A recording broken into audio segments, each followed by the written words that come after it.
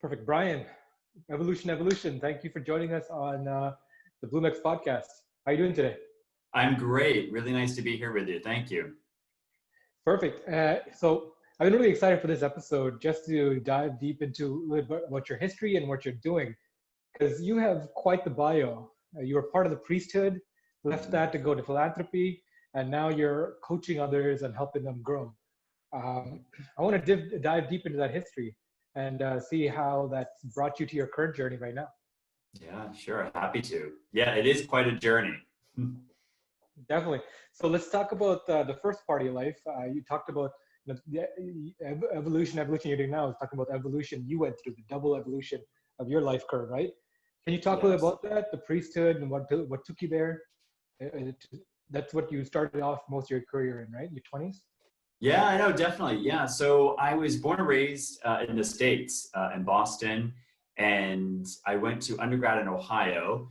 And I went to a small liberal arts Catholic university. And that's when I decided at the university to then go into the seminary. So after I graduated, I went back to Boston and I applied for the seminary. And it was quite a process to get in. It was over several months and interviews and psychological testing and everything. And then I was admitted and I started in the fall after graduating undergrad. It was a 6-year program, but I was fortunate that I was able to do it in 5 years. And the reason for that was I had some philosophy credits that they transferred in, and I had to take a language exam and I passed that, so I didn't have to study the language. And it was an amazing 5 years experience for me. And not only just the academic rigor and preparation, but it was also every year you had an assignment, like a pastoral assignment to kind of develop you and an internship. So my first year was with a women's state prison. I was 22 years old and I was at this maximum security prison to teach religion classes. Then the next year I was in hospice work, dealing with people that were in the final stages of life, who were dying from HIV, cancer, variety of illnesses. Then I was sent to South America, to Ecuador by myself for one summer for 3 months to work in a very, very poor area in a mission territory and learn Spanish. And then I also served in an internship in Boston before I was ordained. And I was ordained a priest in '99. And I was young. I think I was just turning 27 at the time. In my first 4 years, I served in a parish west of Boston. And it was an amazing experience, like 2,700 families. And it was vibrant. In so many ways, I felt like I was working in Las Vegas. I did weddings nonstop. It was like a parish that had wedding after wedding. And I was booked constantly for weddings. And then that led to being booked constantly for baptisms. And you entered into people's lives at critical moments. And it was beautiful, like really beautiful.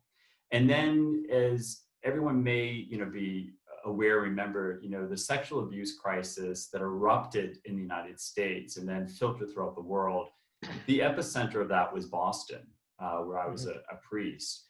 And the cardinal who was there at the time, Cardinal Law, ended up resigning at that time. And it really, really began kind of the process of healing for the archdiocese and for the church. But a new cardinal came to town. Sean O'Malley was his name, who is known as a man who is a kind of a healing presence, someone that, really was there to help bring forth healing and new decisions.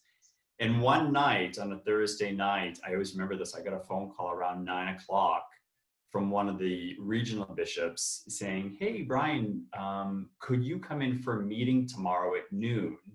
Everything is great, but we want to talk to you about an opportunity." And so I went in the next day and I was told that the new cardinal had selected me to be his, to use a secular term would be chief of staff, but the church uses a term called private secretary. So literally overnight, my life changed. I moved into the cathedral with the cardinal.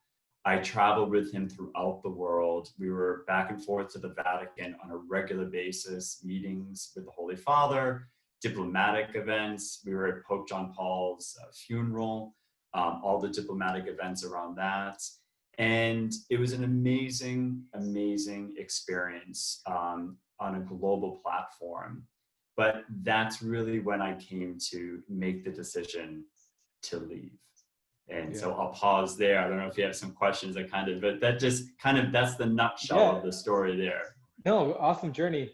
I guess my first question is, did you map out this career as the priesthood? Did you know what you're getting yourself into? Did you know what that looked like? Or were these like moments that organically came, like going into the seminary, right? I did go to a lot of cemeteries too as a priest. No. Right? No doubt. But like, did you map out what you want to be doing, or was this something that you just evolved into, right? Naturally. Yeah. You know, it's funny. I've been asked that question. I look back and I think the moment I can kind of pinpoint in my life that I felt there might have been something deeper inside of me. I was a little boy, and I remember being in church with my family. We went to Sunday Mass. We were not overly like crazy religious. I mean, we went to church on Sundays. God was spoken about at home. But it was kind of the fabric of our life, and we lived our life. School was important, all our different things. But I remember one day sitting in church, and I turned to my mom and I said, is there a saint school you can go to learn how to become a saint? Because I remember hearing these stories about these like human beings that, some of them lived ordinary lives, but the impact they made on the people around them, the culture, the heroic virtues that so many of them took on. I was deeply inspired. And I really believe at that moment, that's kind of when there was something inside of me that I was not able to articulate fully, but a desire to serve others.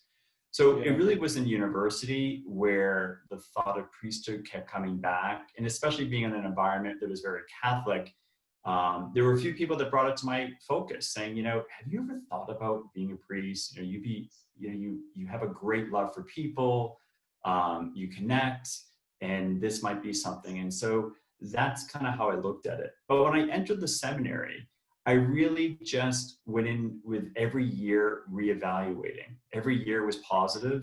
Every year I kept growing. I kept getting positive feedback. So I kind of felt it was the right place to be.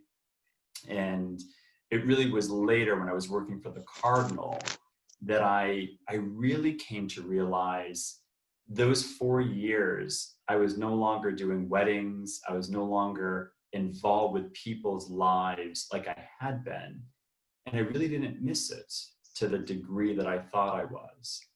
And I really enjoyed the work I was doing, but also came to realize that I could be authentic to myself, who I was, that I wanted to love another person, that I could bring that love and service outside of being a priest, and really made that decision to move forward out of that.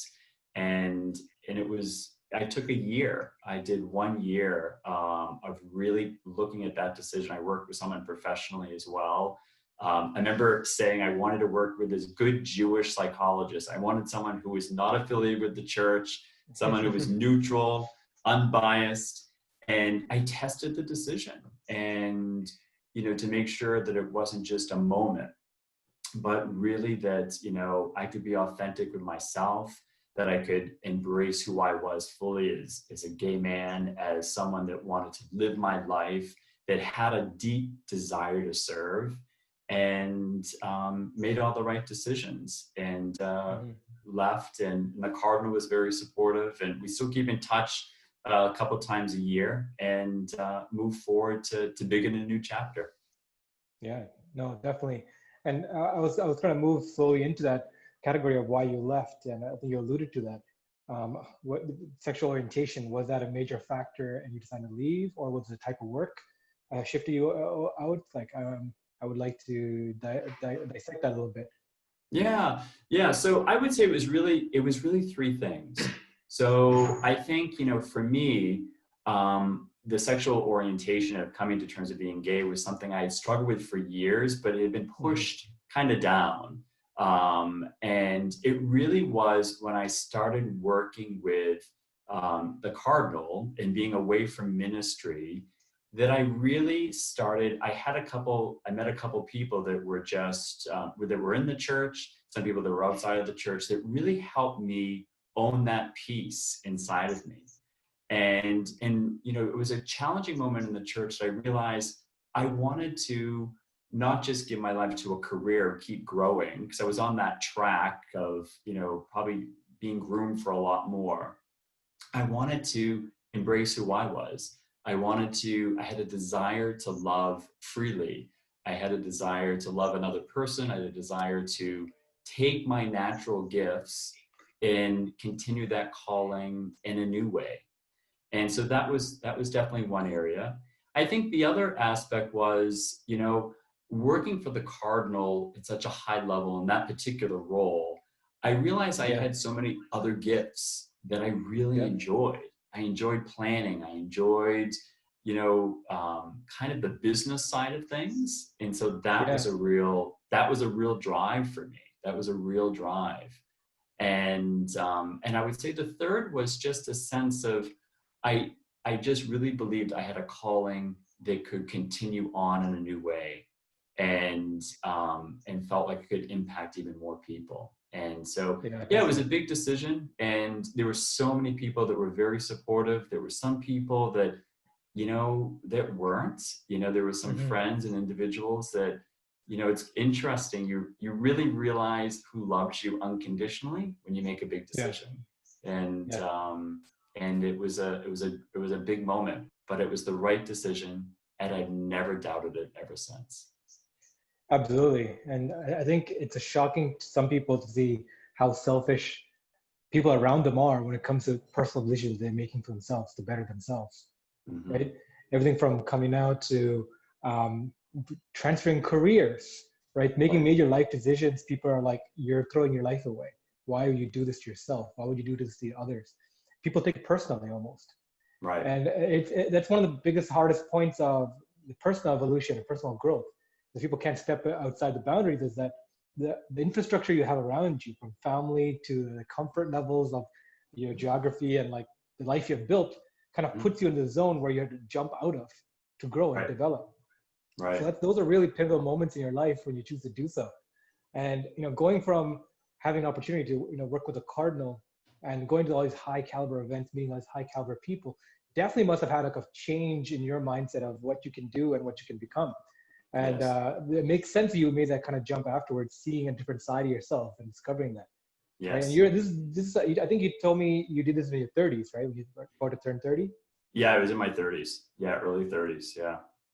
I really like how we were discussed earlier, you talked about how your 20s was different, your 30s have been different, now your 40s, you're evolving once again, and you're going into a different path. And it takes me really back to that, like Jack Ma quote, right? Like you spend your 20s learning, get some good mentors, find that out. In your 30s, you build, and your 40s kind of give back, right? About dividing your life in these kind of zones. What are your thoughts on that? Like, how has mentally shifting your focus been for you? Like refocusing on going a different path versus what you've done, getting out of your comfort zone. How was that a painful experience? Did that lead to further growth? How was that? Yeah, great question. And I would say this too, it was interesting. We'll get to the part when I moved to New York City. I remember meeting this gentleman, probably my first or second year there. He was a big executive. He was probably like in his early 60s. And he was just really lovely. Like he was kind of, not a mentor, but just, he was really intrigued with my story and very impressed with kind of what steps I take. And I always remember this. He looked at me and he said, Brian, a man comes into his own in his 40s. And he said, you'll understand that more when you get into your 40s. And I have to say, now that I'm in my 40s and the late 40s part of it now, it's the truth. I have to say, when you enter in your 40s, you really do enter into a new phase. So for me, the 20s was, it's all about academics, undergrad and then seminary. and then being ordained at the end of the 20s. And I have to say that at that particular time, I was very focused on what's next, what's the next step, how do I do this, check box, okay, I finished the seminary, now I get the assignment, now I got a bigger assignment.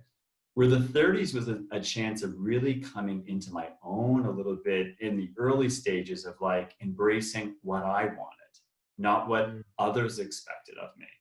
And I think that was probably the biggest aspect of when when I had to step away from the church, when I made that decision, it was a sense of owning what I really desired. And that's what I kind of lived my life on since then. It's always asking that question, what is it that I desire? Because when you're really honest to that desire, that's where the truth of who you are and what you need to do. And Absolutely. That's what will continue to evolve. And that's kind of the step I took. Absolutely. And it's interesting because, I talk to people from all different fields of life, and it's about the same, right? In your 20s, you're so pushed by family or your environment of trying to like get ahead and move ahead and get those check marks under you.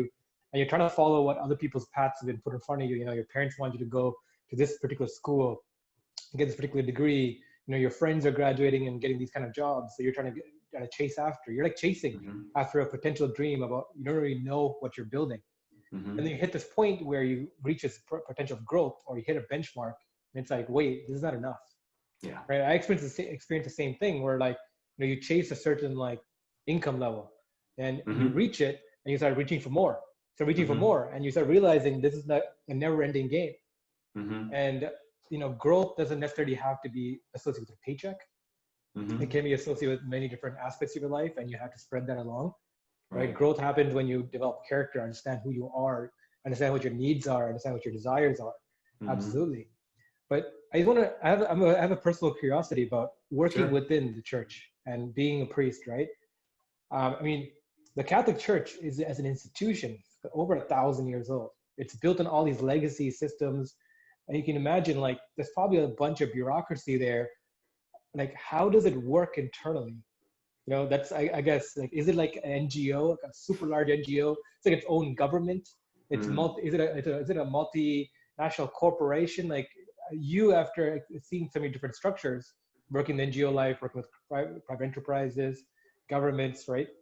How, to somebody who's on the outside, how would you describe the organization? Right? Yeah, great question. So within the church, I'm going to say this. I'm amazed at how it works. So it's the most bureaucratic system in the world. And it's probably the bureaucratic icon for every other institution that has many layers.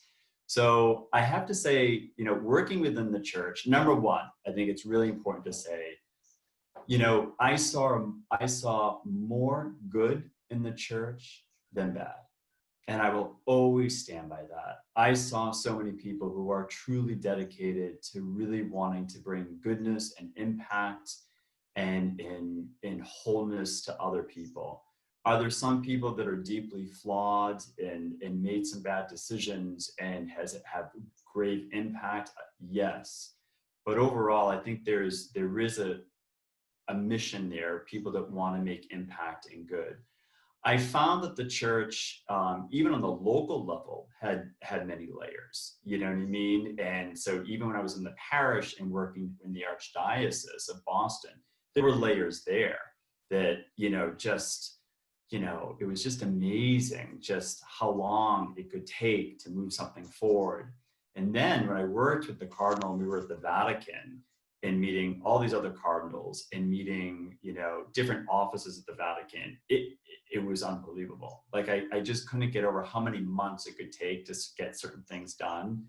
I would say there was high diplomacy and there's an art skill. I mean, they are the ones who founded like the first diplomatic, aspect. So there was a high level of diplomacy there, and it was amazing. But I think, again, the part that I saw too is they were human. And, sometimes I saw people that were beautiful and how they took their leadership. And I saw some that I found quite surprising and how they engaged as well. And it was amazing to watch and to see that happen. And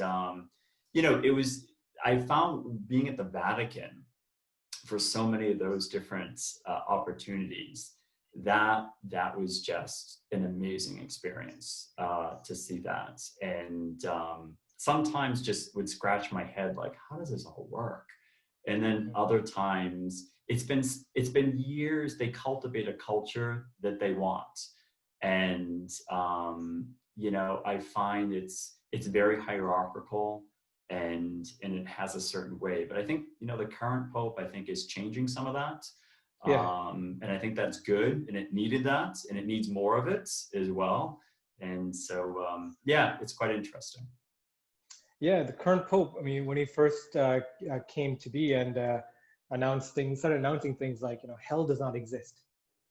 And like radically change, like, putting out these radical thoughts out there from the top down, kind of woken like a lumbering giant, right? Like within the system of like all these different change. But as an outsider looking in, that made me really attracted to the church, because they're like, look at this person, the Pope, who's coming in, vastly changing the way that the propaganda machine behind religion, right? And trying to push that away and trying to go to the purest form it is, like what is meant there, what it's meant to be, right? Is to serve people, to help them attain betterment, right?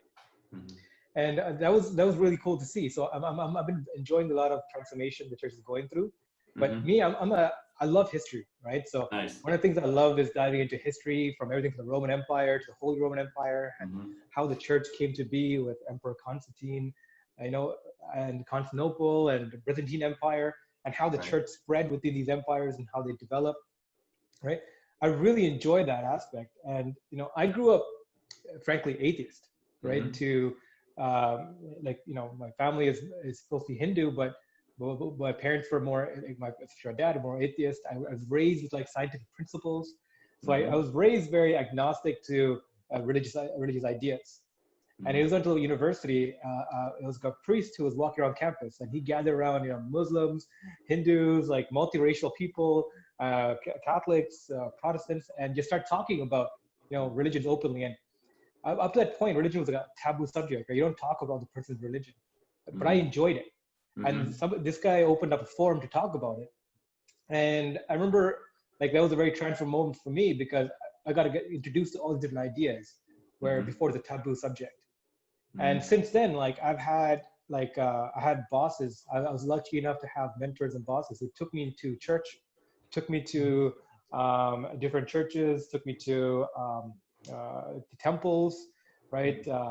Synagogues. Like I've gotten to see these, and like you get to see the layer that is beneath the religion, mm-hmm. which is servicing people and making them feel part of a community, and mm-hmm. give them focus and direction in life. And it reaches it's reaching for the higher elements in life mm-hmm. through this vehicle of religion, through mm-hmm. through the layered histories behind that. Mm-hmm. It's a powerful force. And as a minister, as like someone who's in charge of that particular church, you get to levy that power to direct people in certain directions. Mm-hmm. Right? And I really enjoyed seeing, good-minded people, the way they wield that kind of like religious power, right? Mm-hmm. I mean, I've met people that like both, Christian and also Hindu, who can like look into your soul and just know you.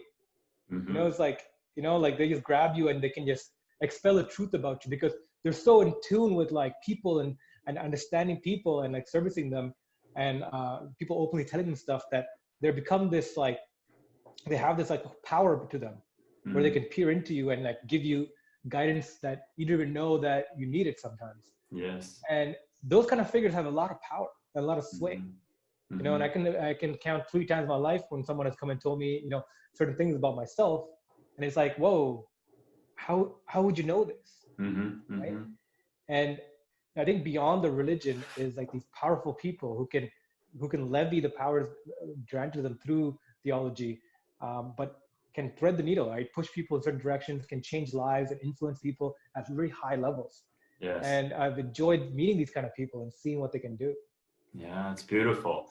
And I think the one thing to remember too is, there's something in all of us, every single human being that's Mhm. thirsting for that truth or for guidance. Yeah. And I think that was the gift of, yes, when I was a priest, to be able to do that in the traditional formal church of doing that. But there is something deep inside the heart of every person, seeking. And, we all have the ability to do that. But I think there's also a sense of, having sometimes just this sense of knowing when something is going on in someone that you need to approach them or to say something. And it's very sacred. It's very special. I think for myself, what's been really beautiful all these years after leaving the parish, there are still parishioners who are my parishioners that still keep in touch with me, and which is just so beautiful. And they've been so Yes. supportive to me, for when I went to work for the Cardinal, when I left, when I did different things. One family in particular, their daughter was so young when I was in the parish, but she got married this past New Year's Eve. And they invited me to the wedding, and they said, the daughter said, I always wanted you to do my wedding, but obviously I know that's not going to happen now, but I did one of the readings. And, just that connection, that spiritual connection of being with that family for so many years, then, and how they've supported me, and hopefully I've been there for them. It's really beautiful. So yeah, that you experienced that is so great. I can So, imagine. so great. Absolutely. So let's dive into the second part of your Sure. life when you left the priesthood and you went to work for more NGOs, right, Mm-hmm. and philanthropy, right? How is that transition like? Because generally people get into philanthropy when they have money, right? They Yes, have money yeah. to give. They, Yeah. reach a point of the pinnacle of their careers where they have a lot to give and they become donors. How does it work when you're transitioning in your 30s to work in this environment? Yeah. So I'll be honest with you. When I was leaving, I planned like it was 1 year, right? And all I knew was that I wanted to move to New York City. I had been going to New York City for years. I knew it well, and I knew that's where I wanted to live. I just knew that. I didn't know what job in the world I was going to go for, and I had no clue. And so what I did, I was really fortunate, obviously for the role that I had, I made a lot of contacts. And there was one gentleman in particular I had met. He actually worked at the White House. And I contacted him because he left the White House and he went on to become a president of a university. And I contacted him confidentially and I told him what I was going to be doing to leave. And I just wanted to seek some of his insights about what I might think about doing. So he listened and I said, but I know I want to go to New York City. He said, I want to connect you with someone in New York.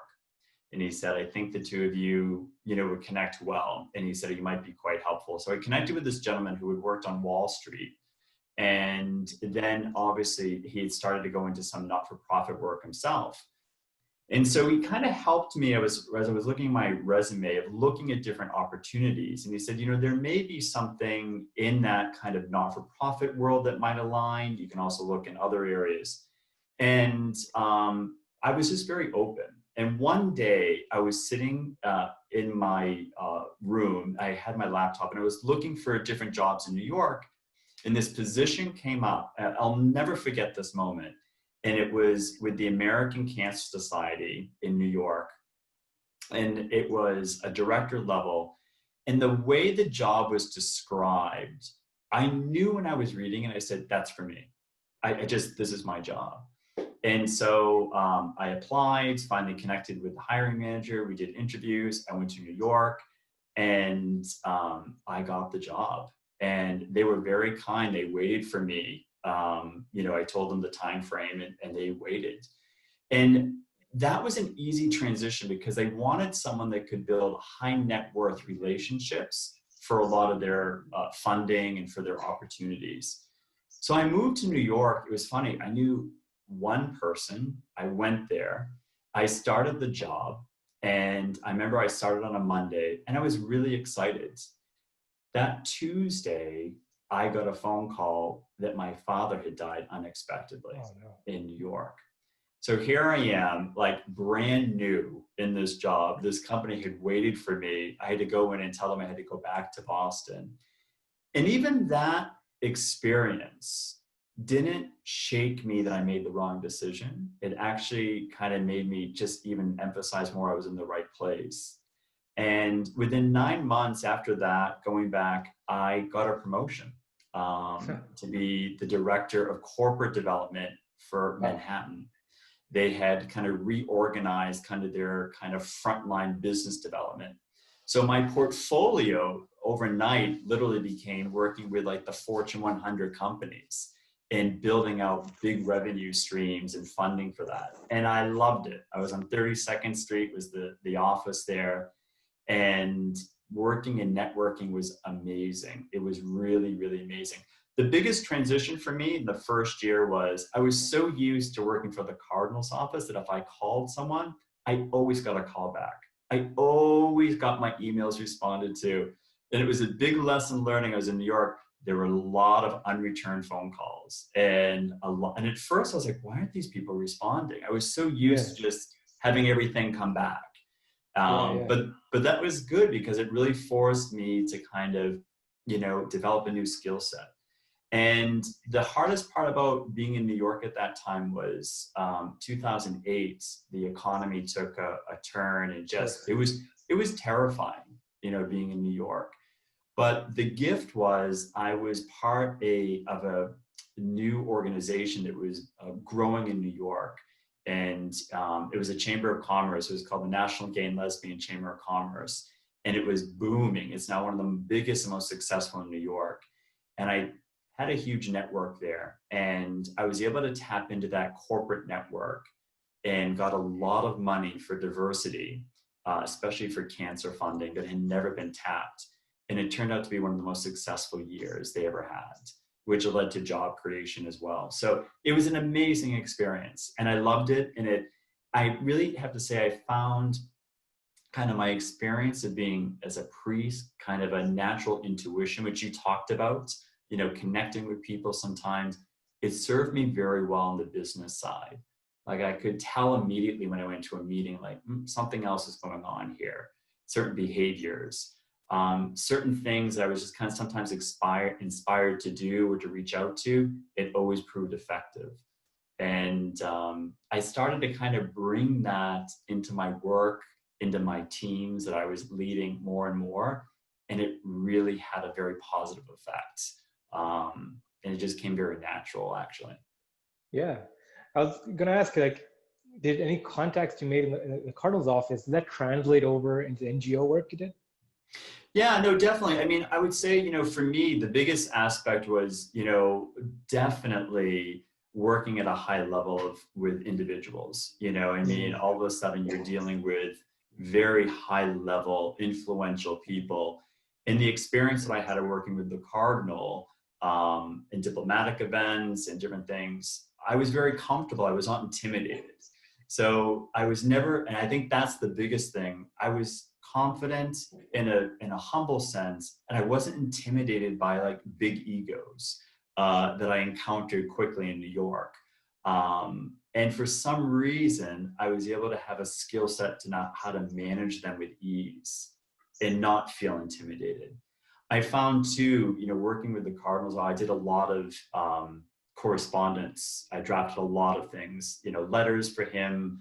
Sometimes when he was asked to write forwards to books, I would kind of draft some of that for him to look at. So I think my writing and the ability to know how to connect with people helped quite a bit too. And, being a priest, and I think also just part of my nature as a person, I was pretty high touch points. And I think that came through in how I engaged with individuals. And as I built my network, I think it came from a place of sincerity. And I think people felt that. And it wasn't just making contacts. And so all of that experience helped quite a bit. Yeah, absolutely. So you spent your 30s mostly work with NGOs and nonprofits and philanthropy. And now you're transitioning again, right, to more growth coaching and personal development. Right. Right. How's that been? What was the decision tree there? Yeah. So after being with the NGOs, as executive director at NYU Medical, then I became executive director at the University of Toronto, faculty in medicine.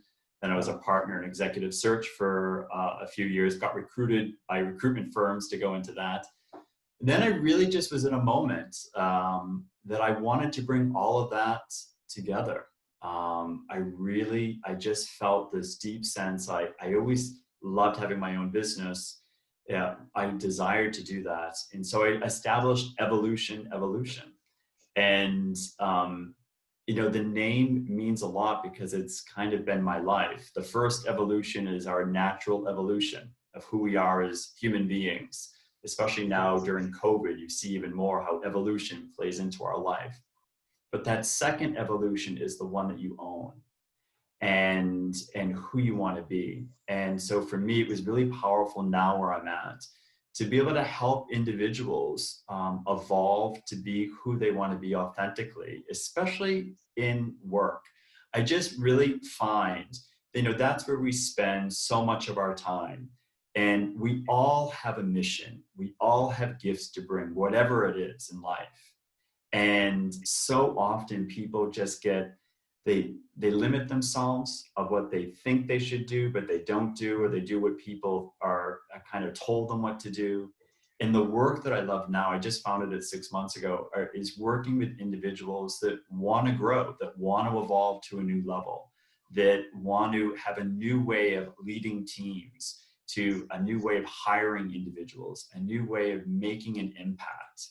And my belief, and this is, I think, really the core of the work that I'm doing, is when you're fully aligned with who you are as a person, with your gifts, with your values, with what you believe your purpose is, that is what will make the greatest impact fully in your work and who you are as a person. And you can't separate. You just can't separate. This is what I do for work. This is who I am as a person. You're the same person. And when you start trying to live in two different worlds, as I did for a period of time and so many others, that's when you're conflicted. That's when you don't feel you're successful. And that's when you're not making impact. So it's been a real joy to establish this. And even in 6 months, the company is evolving as well. So it's been quite exciting. Amazing. Right. That's great to hear. What kind of people do you work with, and how can people get in touch? Yeah, so some of the individuals, when I established the company, I decided I just put out there kind of my expertise. So I love working with individuals at any stage of their career growth. Obviously people who are at the executive level, I've had a lot of experience there. People who are in the healthcare space, people that are across the board. And I used to, everyone says, who's your target audience? That's the number one thing everyone keeps saying, and you need to have that.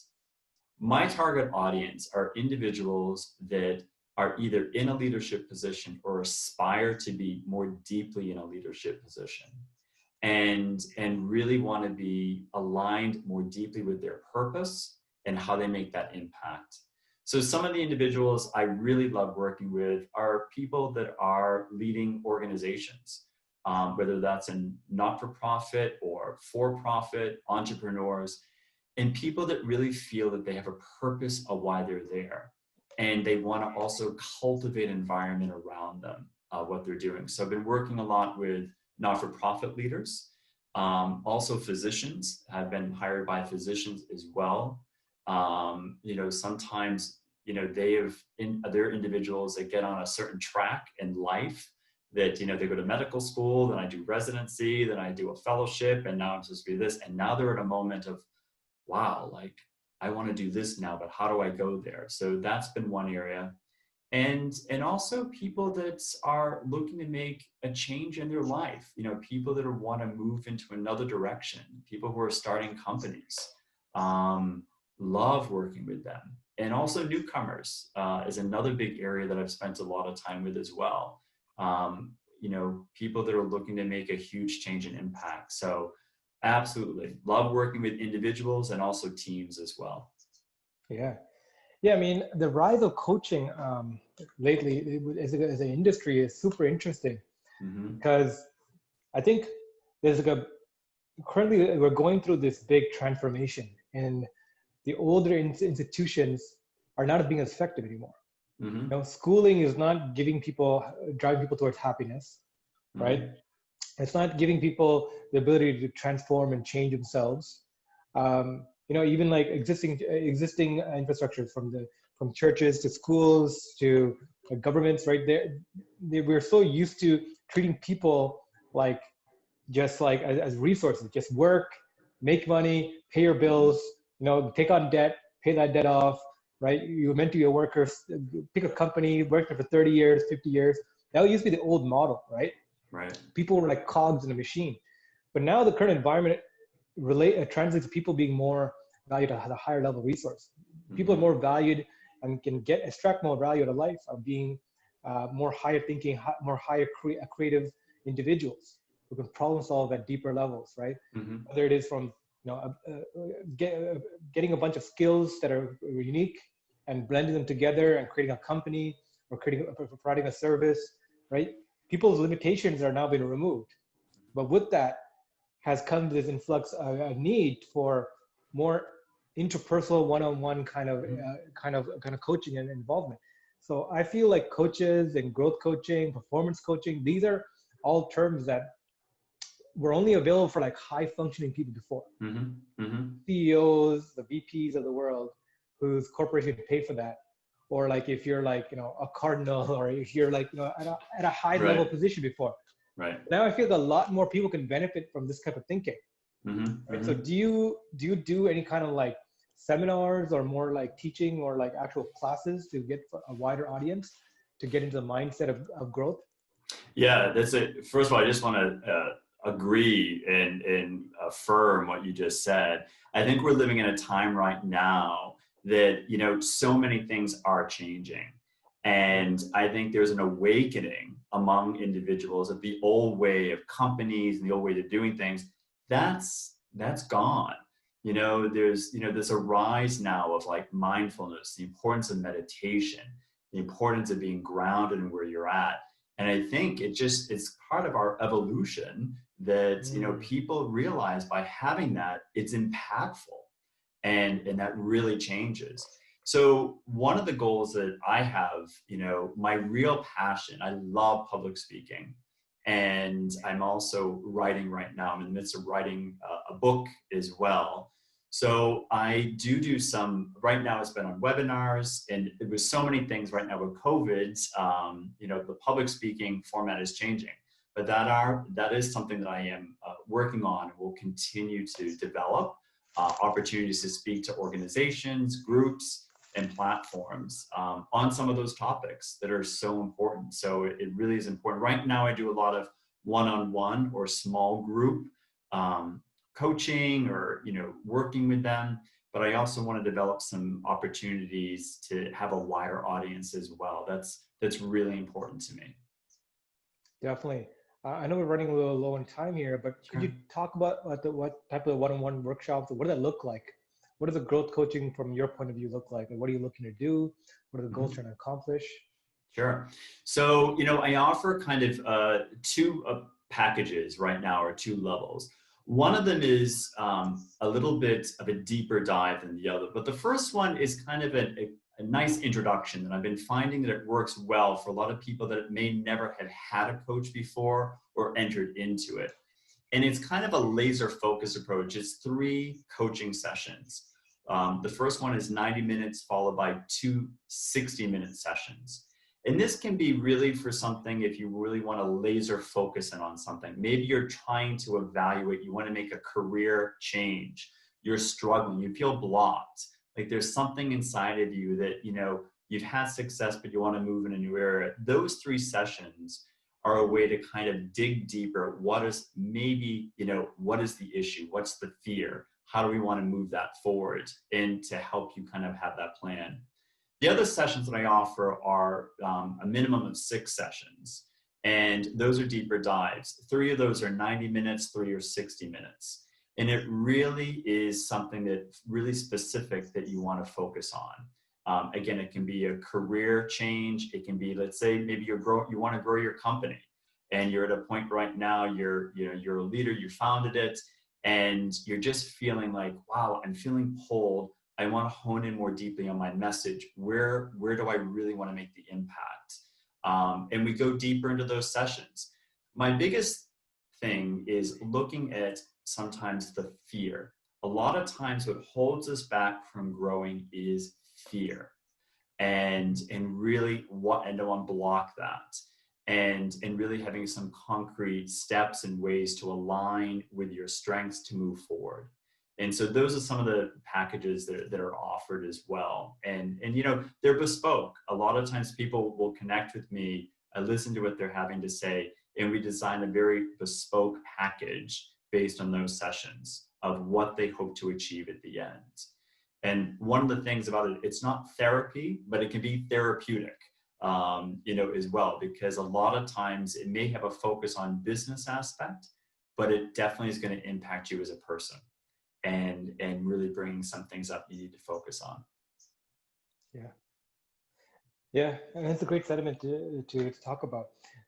So on like a personal note, at our company, we're looking for like growth coaching as an aspect of personal development, because we do sales, right? We do commission-based sales on behalf of technology companies. And a lot of, like, I've been doing sales for 12 years. And in the sales industry, like, salespeople are naturally, psychologically kind of messed up, right? And you kind of have to be, right? To be able to take constant rejection, put yourself in a state of constant pressure, right? And one of the things I enjoy about, especially running commission-only sales teams, the type of personality you run into. You run into a lot of extremophobes who are like very extreme versions of people that don't really find a fit anywhere else. And they're here because, sales provides them the type of freedom, right? They make a certain, like, they can make uncapped money. There's no micromanagement. They're moving on their own, and they need to evolve. But a lot of that requires great mentorship, right? I have evolved and become better at my skills and my trade because I've had great mentors that I've been able to work with, great bosses that I've looked at and say, wow, how do you function at such a high level? What are the tactics you use? What's your mindset? I've been able to activate that. But now with COVID, we're now running our entire teams, everything virtually. People are not sitting in the same room anymore, like picking up on small cues. There's no water cooler talk. There's no bumps in the place. So we're trying to figure out a way to actively put people in positions of growth, where they're thinking about personal development, what they want to be. Give them a point of reference. Be like, hey, who do you look up to? Who do you have as a reference curve for your personal trajectory in life? Just putting people in that frame of mind that today is bad or today is good doesn't mean it's going to continue, and it requires constant work for you to reach where you want to go. Ebb and life. If you go with ebbs and life, the flow of life, you're going to end up in some random place, and you might not be happy with yourself for life, and full of regret, disappointment. And the way you get past that is mindfulness. Of like where you are right now, where you have come from, and where you want to go. Right? Taking the time to kind of dive into that, it's important. And having someone to structure that from an external point of view, I think has become more and more important as now we become more fragmented as a society, where we are less inclined to work in these bigger corporations. We're less likely now to go for these bigger classes. Like, we're going for like online based learning, more segmented through the internet, right? Yes, it gives us power, but we can get lost in that noise. Absolutely. And we need good leaders and good coaches to kind of filter that noise from ourselves. Right. So definitely kudos for what you're doing, and with your background history, I'm I'm more than happy to recommend you to other people. And I think, like, especially since you have this kind of natural charisma to the way you talk, because even straightforwardness, you talk about this is exactly where I've came from. This is my trials and tribulations, and now I want to translate to other people's growth. I think that's that can be read, and people can really jive with that. Thank you. Thank you. So, I think, please go ahead. I was going to ask, like, where can people find you? How can they find out more information? Introductory classes, is there webinars they can see? Like, how do you structure yourself? Yeah, sure. So feel free. People can reach out to me on LinkedIn. I'm one of these crazy people, probably from my time at the Cardinal, and also just working in New York. You send me a message, you'll hear from me most likely that day. you know, and I respond to people. So reach out on LinkedIn, send a note when you reach out. That's one way. My website is www.evolution.com, and there's some information there. But people can also email me directly, just at brianevolution.com. And welcome to hear from people. I think, you know, it is such a joy. My greatest joy in life is probably seeing things in someone else that they don't see themselves, and helping to lead them to that moment to kind of uncover that, or, you know, to look at things in a new way. You know, it's so challenging, especially in sales, you know, being in philanthropy, it's like sales too. It was, you know, it was all about relationships and, you know, moving donors to another level, and money in and time frames. And you're separating people from their money. Totally. You're separating people from their money. Yeah. Yeah, exactly. And I used to say, you know, it was always about, they're investors. And so you have to show what the ROI is to them. And how do you do that? But there is a drive there, you know, there's an energy. But, you know, I used to hear from people too, like, oh, like, I find it so hard, you know, they could cultivate forever, but they never close deals. Or, you know, so many people were very good in technical things, but they weren't good about networking. And, you know, really, it always ties back to who we are, like who we are. There's usually something that's inside of us that's holding back and helping us not achieve something, or being misguided. And that's where coaching and having, you know, individuals like myself and so many other talented individuals to work with people to help them look at things in a deeper way takes so much out of it. And especially in the workplace, especially now, more people are going to be at home. That's a whole different dynamic. And, you know, people who are extroverts probably had a lot of energy when they were in the office. Now they're more isolated.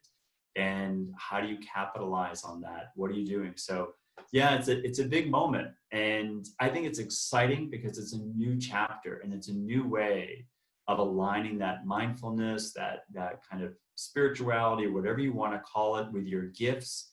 It's empowering. And if there's anything out of this crisis, I think that's something that's really going to be powerful as we move forward.